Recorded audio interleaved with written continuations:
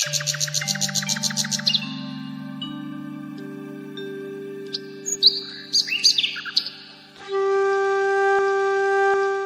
തലമുറകളായി നിങ്ങൾക്കൊപ്പം PRS hospital. Parliament ആണോ സുപ്രീം കോടതിയാണോ വലുത് എന്നുള്ളൊരു ചോദ്യം ഭരണഘടനാപരമായി തന്നെ ഇപ്പോൾ രാജ്യത്ത് നിലനിൽക്കുന്ന വിഷയമാണ്. വളരെ വലിയ നിയമങ്ങൾ ഭരണഘടനാപരമായിട്ടുള്ള സംവിധാനങ്ങൾക്കകത്ത് നിന്നുകൊണ്ട് തന്നെ പാർലമെന്റ് നിയമങ്ങൾ പാസ്സാക്കും, പുതിയ ചട്ടങ്ങൾ കൊണ്ടുവരും, റൂൾസ് കൊണ്ടുവരും. നിമിഷങ്ങൾക്കുള്ളിൽ അത് സുപ്രീം കോടതിയിൽ ചോദ്യം ചെയ്യപ്പെടും. രാജ്യസഭയിലും ലോകസഭയിലുമായി 30ഓളം മണിക്കൂർ ചർച്ച ചെയ്തതിനു ശേഷമാണ് വഖഫ് ബില്ല് നിയമമാകുന്നത്. പക്ഷെ 30 മിനിറ്റ് പോലും എടുത്തില്ല, അല്ലെങ്കിൽ 30 സെക്കൻഡ് പോലും എടുത്തില്ല സുപ്രീം കോടതിയിൽ അത് താൽക്കാലികമായി അതിന്റെ തുടർ പ്രവർത്തനങ്ങൾ നിർത്തിവെക്കാനുള്ള ഉത്തരവ് വരാൻ. ഇത് വളരെ ഗൗരവമായി ചർച്ച ചെയ്യപ്പെടേണ്ട വിഷയമാണ്. വഖഫ് ഭൂമി ഒന്നും ഡീനോട്ടിഫൈ ചെയ്യാൻ പാടില്ല. അതുപോലെ തന്നെ 7 ദിവസത്തേക്ക് തൽസ്ഥിതി തുടരണം. 7 ദിവസത്തിനകം കേന്ദ്ര ഗവൺമെന്റ് മറുപടി നൽകണം.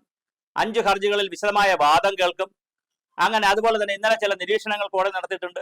മുസ്ലിങ്ങളുടെ ബില്ലിൽ പള്ളികളിൽ കൊടുക്കുന്ന അല്ലെങ്കിൽ വഖഫ് പോലെ കൊടുക്കുന്ന സ്വത്ത് ഹിന്ദുക്കളായിട്ടുള്ള ആളുകൾ എങ്ങനെയാ കമ്മിറ്റിയിൽ കടന്നുകൂടും? ക്ഷേത്രങ്ങളുടെ കമ്മിറ്റിയിലേക്ക് നാളെ മുസ്ലിങ്ങളെ കൊണ്ടുവന്നാൽ ഹിന്ദുക്കൾ അംഗീകരിക്കുമോ? ഇങ്ങനെയുള്ള വളരെ കോംപ്ലിക്കേറ്റഡ് ആയുള്ള സങ്കീർണമായ ഒരുപാട് ചോദ്യങ്ങളും അതിന്റെ ഉത്തരങ്ങളും കണ്ടെത്തുവാനാണ് സുപ്രീം കോടതി നിൽക്കുന്നത്. ഇവിടെ വളരെ ഗൗരവമായ ചില വാദങ്ങൾ നമ്മൾ ചർച്ച ചെയ്യപ്പെടേണ്ടതുണ്ട്. ജനാധിപത്യത്തിൽ ആരാണ് ഒന്നാമൻ? അത് ചർച്ച ചെയ്യപ്പെട്ടേ മുന്നോട്ട് പോകാൻ കഴിയൂ.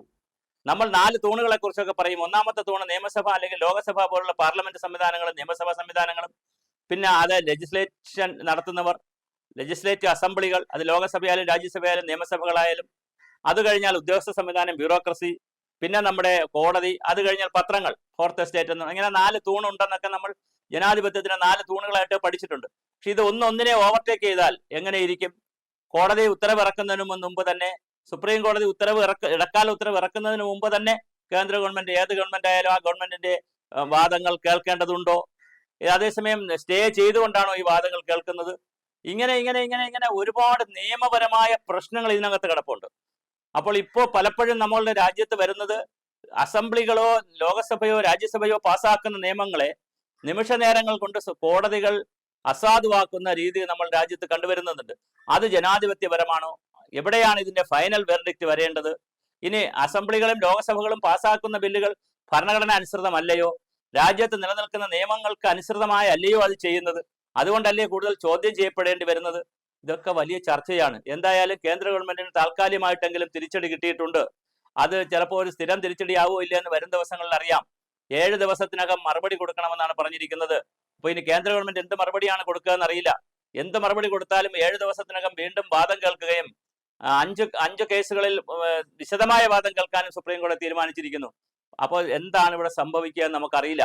ഏതെങ്കിലും ഒരു വ്യക്തിയുടെ അല്ലെങ്കിൽ 2 വ്യക്തികളുടെ അല്ലെങ്കിൽ 2-3 വ്യക്തികളുടെ ജഡ്ജിമാരുടെ, ജസ്റ്റിസുമാരുടെ തീരുമാനത്തിന് വഴങ്ങി, അവരുടെ കാഴ്ചപ്പാടുകൾക്ക് വഴങ്ങി ഒരു രാജ്യത്തെ നിയമം തന്നെ വഴിമാറുന്ന രീതി വരുന്നതും ജനാധിപത്യപരമായി ഭൂഷണമാണോ എന്ന് നാം ചർച്ച ചെയ്യപ്പെടേണ്ടതുണ്ട്.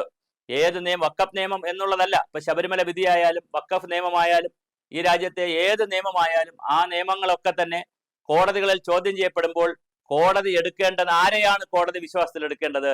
ഈ നിയമങ്ങൾ പാസ്സാക്കുന്ന നിയമസഭകളെയും രാജ്യസഭകളെയും ലോകസഭകളെയും ആണോ വിശ്വാസത്തിൽ എടുക്കേണ്ടത്? അതോ നിയമത്തിന്റെ നൂലാമാലകളാണോ നോക്കേണ്ടത്? അതോ ഭരണഘടനയുടെ നൂലാമാലകളാണോ നോക്കേണ്ടത്? എന്താണ് ആത്യന്തികമായി മുകളിൽ നിൽക്കേണ്ടത്? ആരാണ് ഏറ്റവും പ്രധാനമായി ചർച്ച ചെയ്യപ്പെടേണ്ടത്? ഏത് വേദിയായിരിക്കണം ഏറ്റവും പ്രധാനം? കോടതിയാണോ ജനാധിപത്യ വേദികളാണോ ഏറ്റവും വലുത് എന്നത് വലിയ ഗൗരവമായ ചർച്ച ഭാരതത്തിൽ നടക്കേണ്ടതുണ്ട്. പല വിധികളെ സംബന്ധിച്ച് നോക്കിയാലും, പല തീരുമാനങ്ങൾ എടുക്കുന്നതായാലും, കോടതികളുടെ ചോദ്യങ്ങളായാലും, ജനാധിപത്യ സർക്കാരുകളുടെ മുഖത്ത് നോക്കിയിട്ട് നിങ്ങൾ അങ്ങനെ ചെയ്തതെന്തിന്, ഇങ്ങനെ ചെയ്തതെന്തിനൊക്കെ ചോദിക്കാൻ അവരവന്റെ മാൻഡേറ്റ് വെച്ചിട്ടാണ് അവർ മത്സരിക്കുന്നത്. അവർ പ്രകടന പത്രിക വഴി, മാനിഫെസ്റ്റോ വഴിയും ഒരുപാട് കാര്യങ്ങൾ അവർ നടപ്പിലാക്കുമെന്ന് പറഞ്ഞിട്ടാണ് വരുന്നത്. അതവർ നടപ്പിലാക്കാൻ ശ്രമിക്കും. അതിനാണ് ഗവൺമെന്റിന് മാൻഡേറ്റ് കൊടുക്കുന്നത് ജനങ്ങൾ. അപ്പോൾ അവർ മാൻഡേറ്റ് കിട്ടി ഭരിക്കാൻ വന്ന് ഓരോ കാര്യങ്ങൾ ചെയ്യുമ്പോൾ അത് നിയമത്തിന്റെ നൂലിഴ കീറി അത് ശരിയാണോ തെറ്റാണോ എന്നൊക്കെ പരിശോധിക്കുന്ന രീതിയിലേക്ക് പോകുമ്പോൾ തീർച്ചയായിട്ടും നിയമസഭകളെയും ലോകസഭകളുടെയും ഒക്കെ നോക്കുകുത്തിയാക്കി നിർത്തുന്നതും ശരിയല്ല. അങ്ങനെ നിർത്തി എന്നുള്ള അഭിപ്രായമല്ല ഞാൻ പറയുന്നത്. അങ്ങനെയുള്ള ചർച്ചകളും രാജ്യത്ത് നടക്കുന്നുണ്ട്. അപ്പൊ അതും നമ്മൾ വളരെ ഗൗരവമായി ചർച്ച ചെയ്യപ്പെടണം. ലോകസഭയും രാജ്യസഭയും നിയമസഭയും അതുപോലുള്ള സംവിധാനങ്ങളൊക്കെ പാസ്സാക്കുന്ന നിയമങ്ങളെ കണ്ണടച്ചതുപോലെ, ചൂടപ്പം വിൽക്കുന്നത് പോലെ അല്ലെങ്കിൽ അപ്പം ഉണ്ടാക്കുന്ന പോലെ അതേ ലാഘവത്തോടു കൂടി എടുത്ത് കളയുന്നതും നമ്മൾ ഗൗരവമായി ആലോചിക്കണം. അപ്പൊ ഇവിടെയൊക്കെ എന്താണ് ഒരു സമവായം നമുക്ക് കൊണ്ടുവരാൻ കഴിയുക? ലെജിസ്ലേറ്റീവിന്റെയും ജുഡീഷ്യറിയുടെയും കടന്നുകയറ്റം പരസ്പരം എത്രമാത്രം ഉണ്ട്? അവരുടെ അധികാര സീമകളിൽ ഉള്ളിൽ നിന്നുകൊണ്ട് എത്രമാത്രമാണ് അങ്ങോട്ടും ഇങ്ങോട്ടും കടന്നു കയറുന്നത് അല്ലെങ്കിൽ എടുത്തുപയോഗിക്കുന്നത് എന്നതും വളരെ പ്രധാനമാണ്. എന്തായാലും വഖഫ് വിധിയിൽ താൽക്കാലികമായിട്ടെങ്കിലും കേന്ദ്ര ഗവൺമെന്റിന് തിരിച്ചടി വന്നിട്ടുണ്ട്. അത് നമുക്ക് നോക്കാം. 7 ദിവസത്തെ സാവകാശം ചോദിച്ചിട്ടുണ്ട്. 5 കേസിൽ വിശദമായ വാദം കേൾക്കുന്നുണ്ട്. അടുത്ത ഒരാഴ്ചക്കാലം വഖഫ് നിയമത്തെ സംബന്ധിച്ചിടത്തോളവും കേന്ദ്ര ഗവൺമെന്റിനെ സംബന്ധിച്ചിടത്തോളവും വഖഫ് ബോർഡിനെ സംബന്ധിച്ചും അതുപോലെ തന്നെ മുനമ്പം ജനതയെ സംബന്ധിച്ചും എല്ലാം വലിയ ആശങ്കകളുടെ നാളുകളാണ്. മുനമ്പത്തെ കുറിച്ച് പറഞ്ഞിരുന്നത്, ഇന്നലെ വരെ കേട്ടിരുന്നത്, ലോകസഭയിലും രാജ്യസഭയിലും അതായത് പാർലമെന്റിന്റെ ഇരുസഭകളിൽ വഖഫ് നിയമം പാസ്സായാൽ പിറ്റേ ദിവസം തന്നെ മുനമ്പത്തുകാർക്ക് ഭൂമി കിട്ടും എന്നുള്ള നിലയിലാണ്. ഇപ്പോഴങ്ങനെ കിട്ടില്ല എന്നാണ് അറിയുന്നത്. അവർ പറ്റിക്കപ്പെട്ടുവോ വഞ്ചിക്കപ്പെട്ടുവോ എന്നുള്ള ചോദ്യവും അന്തരീക്ഷത്തിൽ ഉയർന്നു നിൽപ്പുണ്ട്. അത് ഉൾപ്പെടെ ചർച്ച ചെയ്യപ്പെടണം. അവർ പാവങ്ങളാണ്. 10-600 വീട്ടുകാർ അവർ കാശ് കൊടുത്ത് ഫറൂഖ് കോളേജിൽ നിന്ന് വസ്തു വാങ്ങിയതാണ്.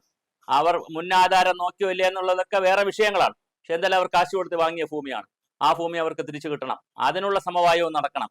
അപ്പൊ മുനമ്പം ഭൂമിയുടെ സമവായം, അതിലുണ്ടാകുന്ന ആശങ്കകൾ, രാജ്യത്ത് വഖഫ് ബോർഡിന്റെയും വഖഫ് നിയമത്തിനെ അനുകൂലിക്കുന്നവർക്കുണ്ടാകുന്ന ആശങ്ക, അതിനെതിരെ നിയമം കൊണ്ടുവന്നിട്ടുള്ള രാജ്യത്തിലെ ഭരണക്കാരുടെ ആശങ്ക, അങ്ങനെ രാഷ്ട്രീയ പാർട്ടികളുടെ വ്യത്യസ്ത കാഴ്ചപ്പാടുകൾ, ഇവയെല്ലാം കൂടി ചേർന്ന് വളരെ പ്രശ്ന സങ്കീർണമായി തീർന്നിരിക്കുകയാണ് നമ്മുടെ വഖഫ് നിയമം. വരും ദിവസങ്ങളിലെ വാദപ്രതിവാദങ്ങൾ, കോടതി മുറികളിൽ നടക്കുന്ന ഗവൺമെന്റിന് വേണ്ടിയും അല്ലാതെയും ഇതിനനുകൂലിച്ചും പ്രതികൂലിച്ചും കോടതിയിൽ നടക്കുന്ന വാദപ്രതിവാദങ്ങൾ നമുക്ക് കാത്തിരിക്കാം. എന്താണ് സംഭവിക്കുന്നത് നമുക്കറിയില്ല. എന്തായാലും ഇന്നത്തെ നിലയിൽ വഖഫ് നിയമം നടപ്പിലാക്കുന്നത് താൽക്കാലികമായിട്ടെങ്കിലും നിർത്തിവെക്കുവാൻ കേന്ദ്ര ഗവൺമെന്റിനോട് സുപ്രീം കോടതി ആവശ്യപ്പെട്ടിരിക്കുകയാണ്. അതിന്റെ തുടർ പ്രവർത്തനങ്ങൾ അല്ലെങ്കിൽ തുടർ ചലനങ്ങൾ എന്തൊക്കെയാണെന്ന് വരാനിരിക്കുന്നതേ ഉള്ളൂ. നമുക്ക് കാത്തിരുന്ന് കാണാം.